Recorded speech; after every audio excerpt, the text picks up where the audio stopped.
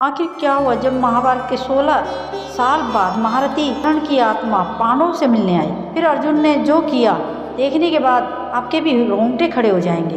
दोस्तों, वीडियो को शुरू करने से पहले यदि आप लोग भी भगवान श्री कृष्ण को सच्चे दिल से मानते हैं, इस वीडियो को लाइक और हमारे चैनल को सब्सक्राइब जरूर करें।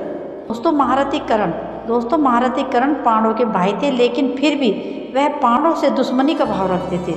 दुर्योधन का साथ देते हुए वह कुरुक्षेत्र के युद्ध में अर्जुन के हाथों मारे गए थे। दोस्तों, महाभारत काल में एक से बढ़कर एक शक्तिशाली योद्धा हुए थे। भीष्म, पितामह, द्रोणाचार्य जैसे योद्धा तो अकेले ही पूरी पांडव सेना को हराने की ताकत रखते थे, लेकिन अधर्म का साथ देने के कारण इन सब की मृत्यु हो गई थी। लेकिन फिर ऐसा क्या हुआ कि कर्ण और भीष्म के साथ साथ मरे हुए योद्धाओं को पांडवों से आकर मिलना पड़ा। गांधारी, कुंती, धृतराष्ट्र संन्यास लेकर वन में रहने लगे, लेकिन पांडवों को अपनी माता कुंती की ज़्यादा चिंता होती थी। इसलिए एक दिन पांडव उनसे मिलने आए।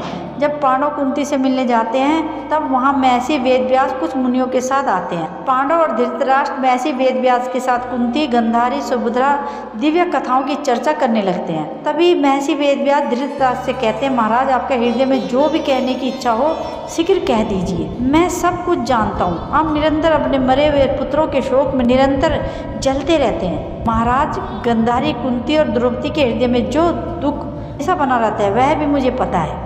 श्री कृष्ण की बहन सुभद्रा अपने पुत्र के मारे जाने के बाद दुख मन में धारण करती है। मैं उन सब बातों से अनजान नहीं हूँ। मैं आप सभी की समस्या को दूर करने के लिए ही आया हूँ। बताइए, आपको कौन सा वरदान चाहिए। दोस्तों, महर्षि वेदव्यास जी की ये बात सुनकर धृतराष्ट्र ने कुरुक्षेत्र युद्ध के बारे में बताया कि कैसे दुर्योधन की मूर्खता के कारण कई सारे योद्धा मारे गए। धृतराष्ट्र की सारी बातें सुनकर यहाँ बैठे सभी लोग मरे हुए योद्धाओं के बारे में सोचकर शोक करने लगे। सारी बातें सुनकर माता गांधारी वेदव्यास जी से कहती है, गुरुवर, मेरे पुत्रों के मरे हुए 16 वर्ष बीत गए हैं। आज भी अपने पुत्रों के शोक में हैं, आज भी उनके शोक में विलाप करते हैं। आप तो अपने तपोबल से दूसरी सृष्टि का निर्माण तक भी कर सकते हो।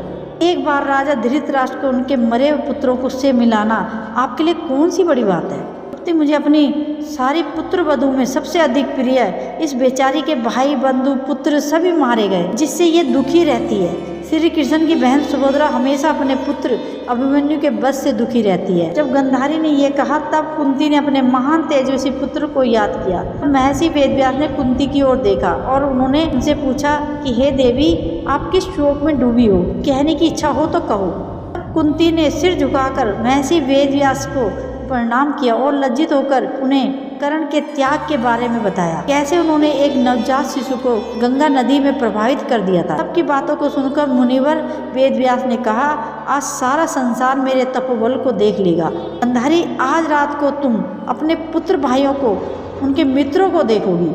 कर्ण को, सुभद्रा अभिमन्यु को और द्रौपदी अपने 5 पुत्र को देखेगी। महर्षि वेदव्यास के वचन को सुनकर सभी बहुत खुश हुए। तो दोस्तों, आखिर इसके बाद क्या हुआ? सभी मरे हुए लोगों ने पांडवों से मुलाकात की। हम बहुत जल्दी अगले भाग में। दोस्तों, जो भी हमारे चैनल पर नए हो तो हमारे चैनल को सब्सक्राइब करें और बेल आइकन को दबाना ना भूलें, ताकि जैसे ही इसका अगला भाग आएगा तो इसका नोटिफिकेशन आपको सबसे पहले मिल सके। थैंक यू सो मच दोस्तों।